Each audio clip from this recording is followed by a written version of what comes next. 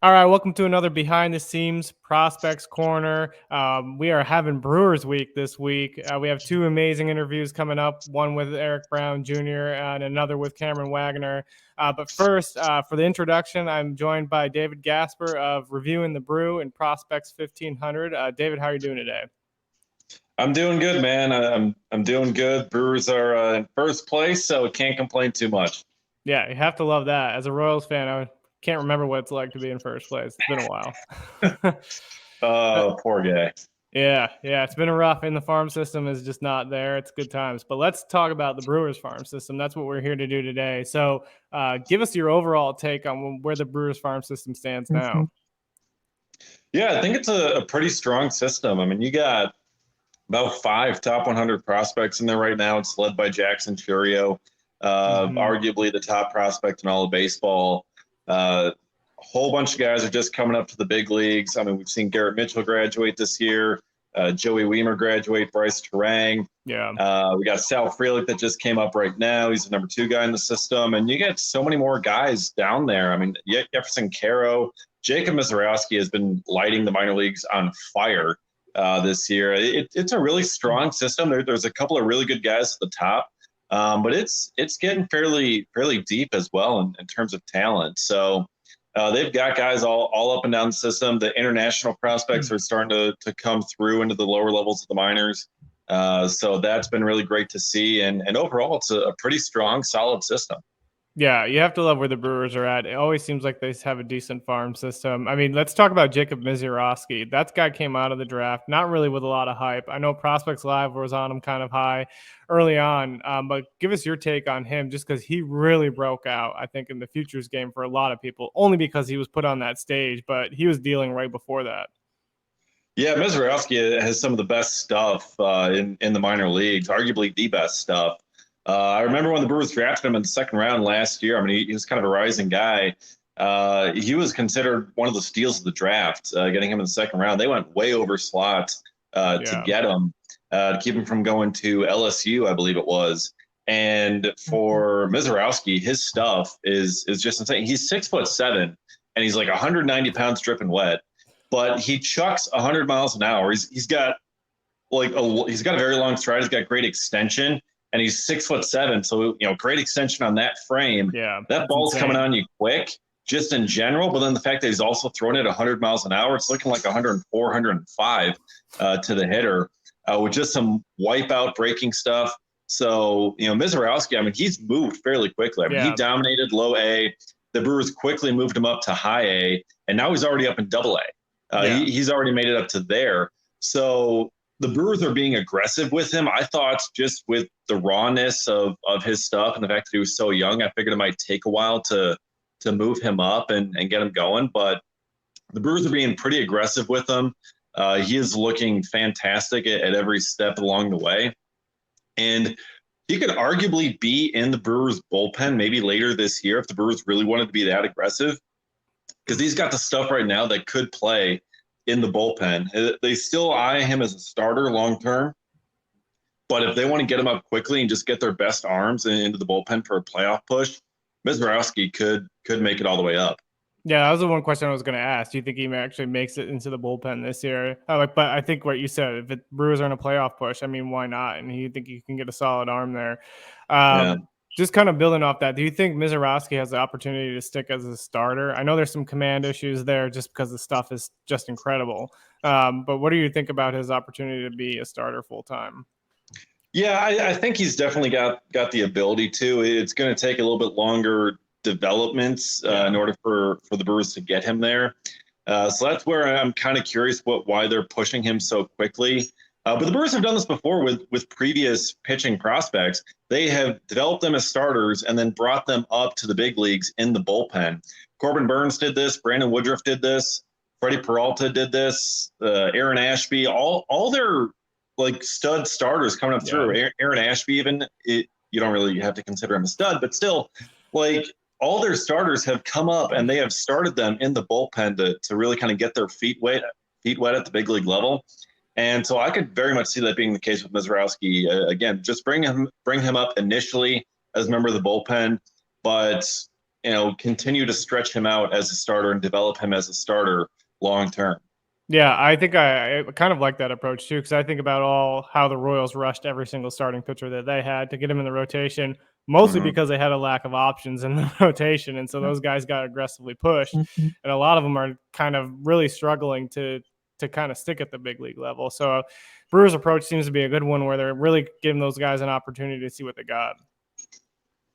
Yeah, yeah. The Brewers have been excellent with the pitching development these last couple of years. Yeah. How they've brought these guys up through the system. They know what they're doing with developing these guys. So I'm excited to see what Mizrowski can do once he finally gets up to Milwaukee.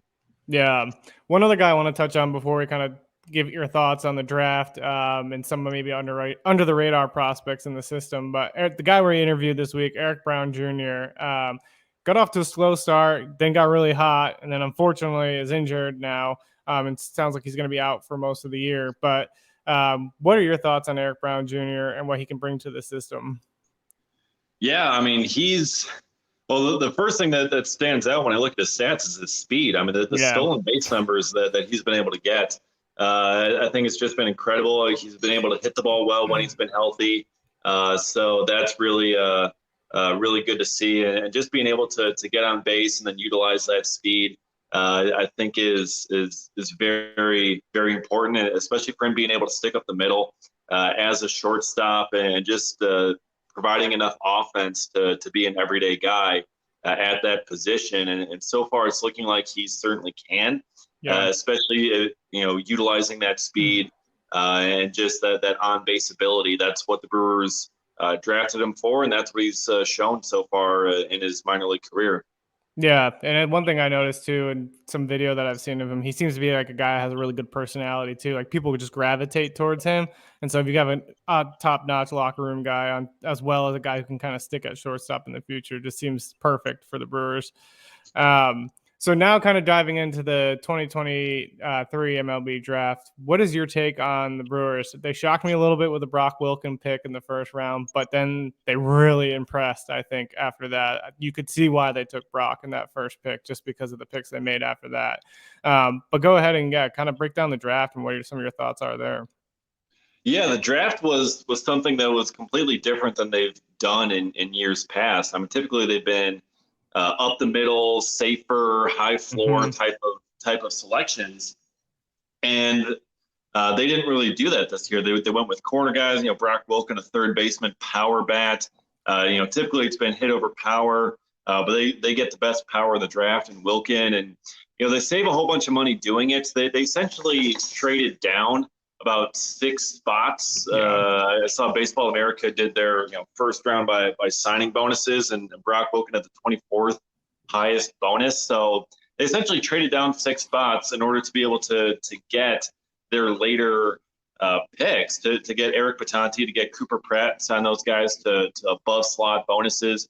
But Wilken, I mean, he gives them the corner infield prospect they've been desperately needing for the past really decade or more in their system. They haven't had it. It's been a revolving door at the big league level because they haven't focused on it at the draft. But Wilken is someone who can move quickly. He can hit 40 bombs a year in Miller Park or American Family Field, however you want to call it.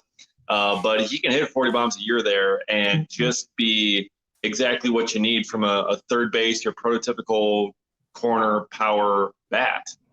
Yeah, the batted ball that is insane. I got to see him in the NCAA regional in Maryland when he was with Wake Forest, made it there, and I mean the ball off of his bat is so loud. There's some hit tool issues there. It looks like he improved some of that this year. Defensively, a little rough at third base, but he's got a cannon. Like he's got an absolute rocket of an arm at third. So there's an opportunity that if he needs to. If he improves a little bit defensively, gets a little bit more lateral, finds a way to like get a little bit more athletic and charging the ball coming in, like he could stick at third base.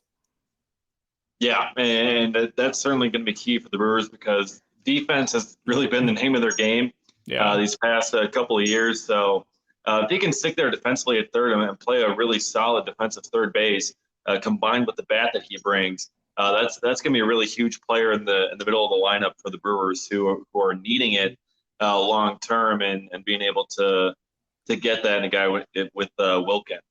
Yeah. Yeah, I mean it's just incredible to kind of see the Brewers take a different route. I love the picks that you mentioned, Pratt and Batoni. I think those are going to be some really high upside guys that they can bank on. But kind of moving into some under the radar prospects, who are two guys you're looking at? Maybe one on the pitching side, one on the hitting side that maybe not enough people are talking about. Yeah, I think. Well, I mean, what we saw here on the day of the signing deadline, the Brewers got a whole bunch of their day 3 picks. Bishop Letson in the 11th round is one that I'm really high on. 6'4", 170 pounds, dripping wet. Reminds me of me when I was in high school. I was skinny as all get out, except he's got a 94-mile-an-hour fastball and mine was 74. So Close. that's why he got drafted, and I'm not. But yeah, he's got really great projectable stuff, great spin rates, great pitch metrics, all the things the Brewers are very good at developing. So I'm really excited to see him in the Brewers system, and that's someone that I think is really going to stand out as time goes on. And then, in terms of underrated, they didn't get that many position players, so it's hard to go underrated in that group. But You're looking at arms. Yeah. Mike Bobey in the second round is one that I think gets overlooked quite a bit because everyone's looking at Wilkin. But just his contact ability that we've seen. I mean, he hit 400. Yes, it was Nebraska Omaha. It was the Summit League, but he hit 400. He struck out only 9 times all year. He's just a contact bat. There should be some power to come in there. There's not a ton presently. He's not really trying to hit homers, but he's someone who with his pure contact ability, that's someone that you can install into a lineup each and every single day. If he continues to hit like he has. Yeah, I think that's Bove was an interesting one to me. I don't know if he got overlooked because it was most likely probably because at a smaller school. He wasn't at the actual Nebraska where he had like Max Anderson and Bryce Matthews getting taken out of there. But the Brewers also went smaller school a couple years ago with Tyler Black out of Wright State. And Tyler Black has turned into a pretty good player. And, he had the same kind of profile, just a third baseman with great contact skills, not a whole ton of power. And, look what he's been doing in Double-A this year. His stats are insane. Yeah, it's nuts. It's just fun to watch those smaller school guys get picked up and then actually find some success because, a lot of times everybody thinks you have to go to the SEC, the ACC to get drafted and have a career. But these guys you can play anywhere. You can find yourself an opportunity and you never know what might happen. Dave, well, we can't thank you enough for taking the time to join us, talk about a little bit about the Brewers Farm System. But before we turn it over to the interview with Eric Brown Jr., where can people find you on social media and all your work that you're doing? Yeah, I'm on Twitter at dgasper24, and then all my stuff's at reviewingthebrew.com and at reviewingthebrew on Twitter. Got a lot of fun stuff going on over there, and it's really just kind of been a lot of fun covering that site and just covering the Brewers, and they're a really fun team this year with a really great farm system and a pretty bright future. Yeah. Well, everybody, make sure to check out Dave's work. If you're a Brewers fan or if you're not a Brewers fan and just want to learn more about the farm system and the Brewers in general, he does incredible work. But without further ado, we're going to turn it over to that interview with Eric Brown Jr. All righty, welcome to another Behind the Scenes Prospects Corner with Just Baseball Media. As always, I'm Jared Perkins, and we have another incredible guest here today, Eric Brown Jr., shortstop with the Milwaukee Brewers, taken in the first round of the 2022 MLB Draft. Eric, how are you doing today? I'm doing well, man. How are you? Good. Really excited to have you on. I think your journey is incredible. It's going to be an awesome one for the listeners to kind of learn about. You went from going into your senior year of high school, having no offers, to all of a sudden becoming a 2022 first round draft pick.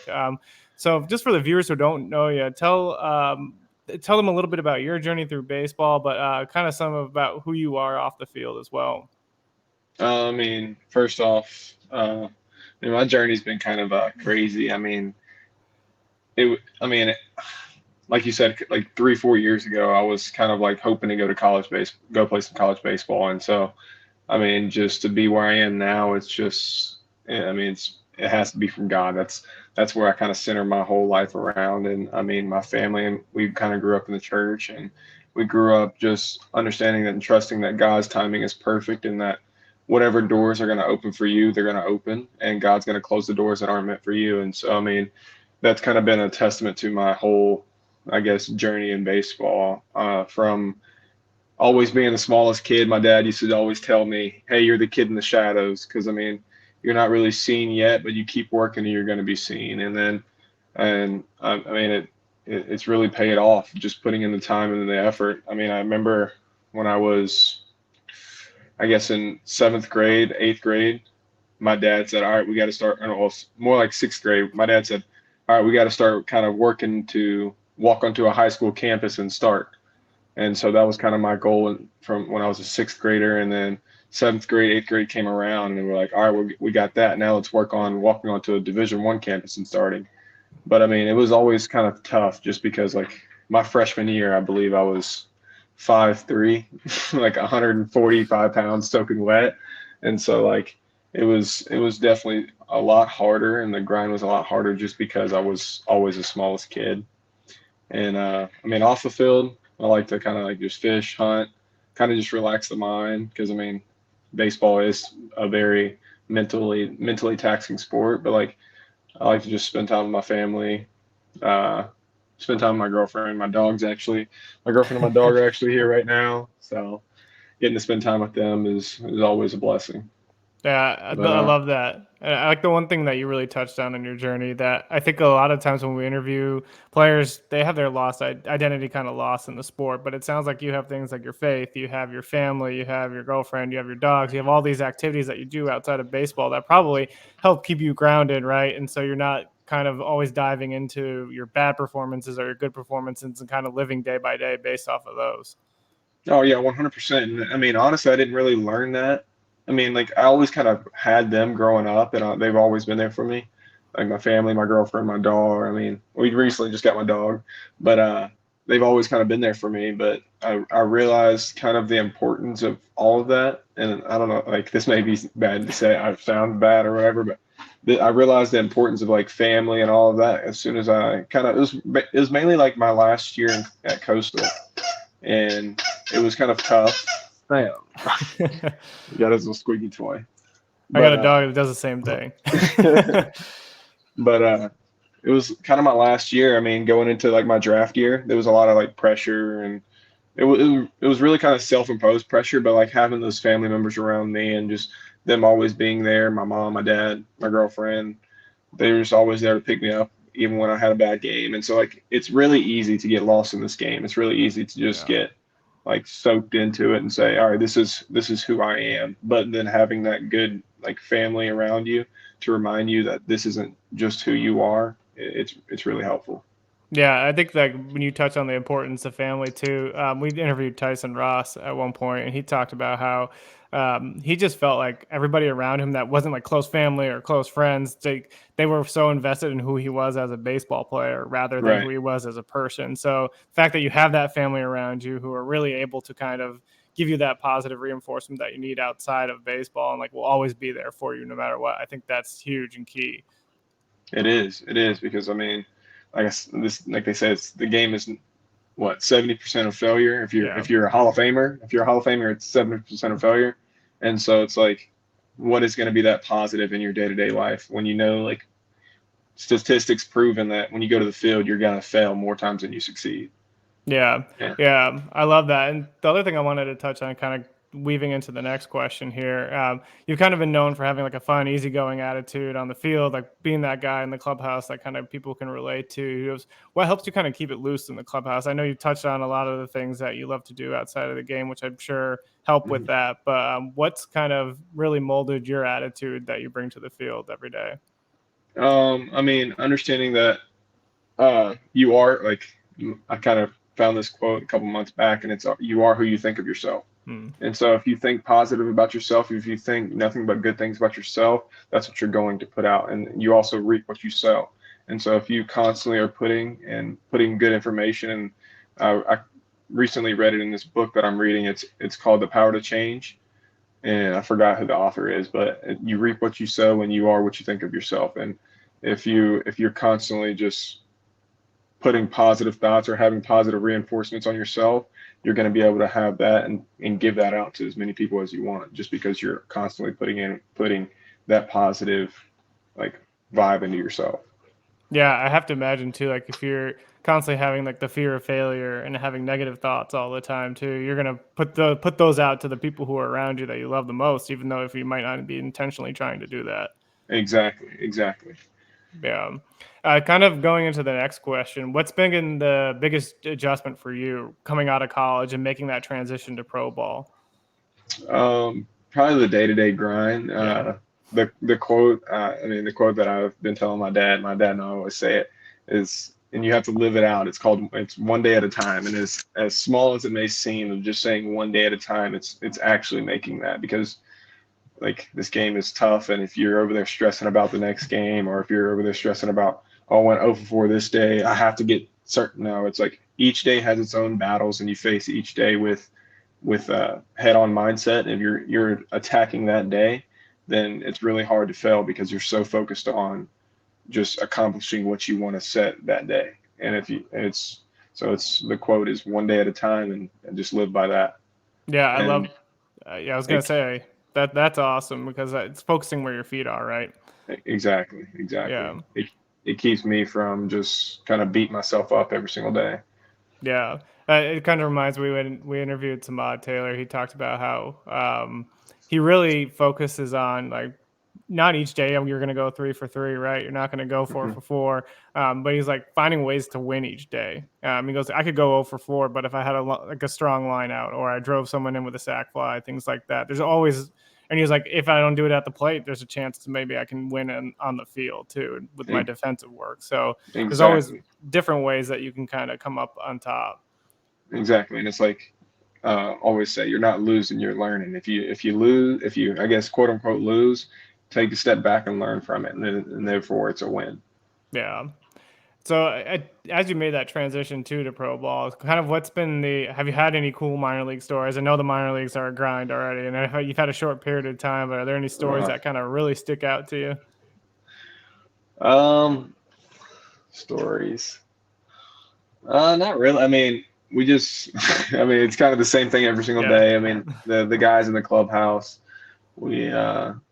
clubhouse stories. Oh gosh. We have some crazy clubhouse stories, but I don't know if it's good enough to share on here. But I mean, my day-to-day life is pretty much the same. I usually just wake up. Uh, we have to be at the field around like 1:30, and so it's like everything gets pretty repetitive. I kind of get in a routine. So like stories out of the like that are crazy stories, I don't know if I have any of those. Yeah, no worries. So kind of the other kind of questions I asked too as we wrap up into the last few here. What are some of the aspects you're most looking forward to improving on, not just on the field, but off the field as you kind of go into your first year of professional baseball? Oh, there's been so much that I've learned just from. We just finished up the first half recently. I think this past Thursday, finished up the first half, and I've already learned so much about what I want to attack going into the off season. I want to be more explosive. I want to be more quick twitch. I want to, well, essentially just be faster, more Yeah. powerful. And so there's going to be kind of certain ways that I attack that. Just being in this aspect and just seeing the other players around me, you see what they do well, and I'm like, okay, that's helping them, and I know that would help me. And so like just kind of like writing a mental note every single day of like, oh, this is what I need to work on this off season, or this is what I need to make sure I like focus on or hone in on this off season. So I'm taking bits and pieces throughout the entire season of like what I need to work on physically. But my game wise, I definitely want to be like more of a consistent power hitter, drive the ball in the gaps more. This year it's been a little bit different for me. Usually I hit a lot more doubles, like a couple more home runs, but this year it's been more of a drive the ball, get on base, and I'll steal second, still third. I've been using my speed more than I normally would, but I mean, it's definitely hitting. But off the field, I kind of want to just continue to, I guess, work on my faith with Christ. That's rule number one. I just feel like there's three pillars to life: being mentally, physically, and spiritually balanced, and spiritually being number one. And I mean, if I have my spiritual set, then everything else is going to fall into place. Yeah, I love that you talk about those kind of three pillars that you have. The one I want to try to dive into a little bit too that you mentioned was mental. I used to work for an organization called Major League University that really focused on mindset and mental performance for players. So, what would you say that you've done to kind of train your mind, not to help you on the field, but also to help you off the field? I mean, really taking a lot of like, I guess, time to kind of assess what's actually going on. And like another quote that I've been kind of going off is perspective versus reality. And like what our mind perceives may not be like what actually is going on. And so being able to take a step back and actually like see what's going on in your situation, and not just letting your emotions dictate your next decision. And that's been kind of a really big step for me.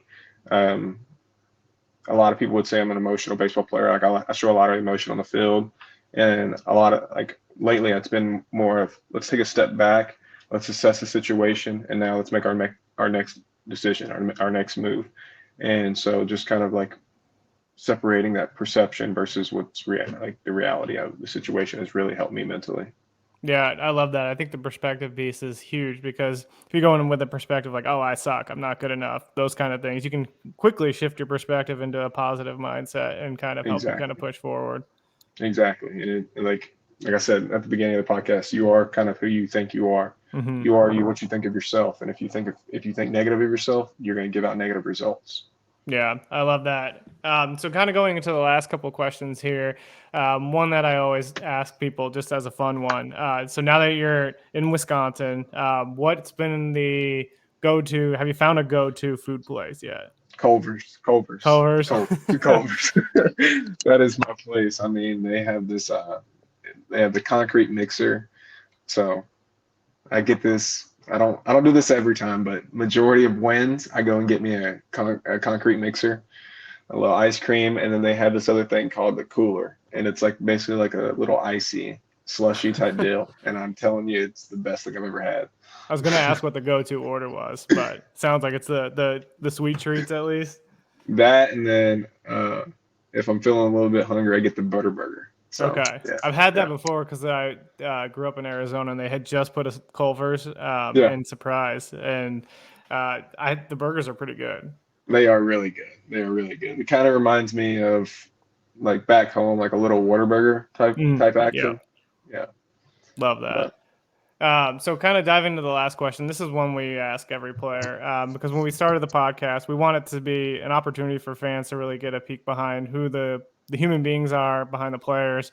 But we also kind of wanted to be an opportunity for future players to kind of come to the podcast, learn something from guys who are already gone through some of the things that they might be going through. So if you had one piece of advice for any future guys who might be on the same journey as you are, whether they were in high school, don't have any offers, going to college, want to play college baseball, always kind of getting overlooked based on their size, those kind of things, what would that one piece of advice be?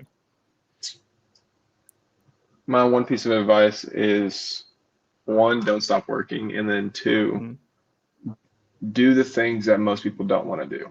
A lot of people, I mean, a lot of people will say, "Oh, that guy is eyewash, or that guy is doing all this extra work. What is he doing? Like, he's going hard when nobody else is going hard. Like, hey, chill out." No, I truly do believe that if you continue just to go hard every single time, every single rep, that there is going to be some fruit for your hard work, you know? And so be that player that always goes extra mile, do the things that nobody else wants to do the things that people call eyewash. And I think that's going to separate you. Yeah, I think that's an incredible way to end on. Eric, we can't thank you enough for taking the time to join us. We'll be watching your season this year and your career as it kind of unfolds. And so, yeah, just keep in touch, and wishing you nothing but the best. Yeah, I appreciate you, man. Thank you.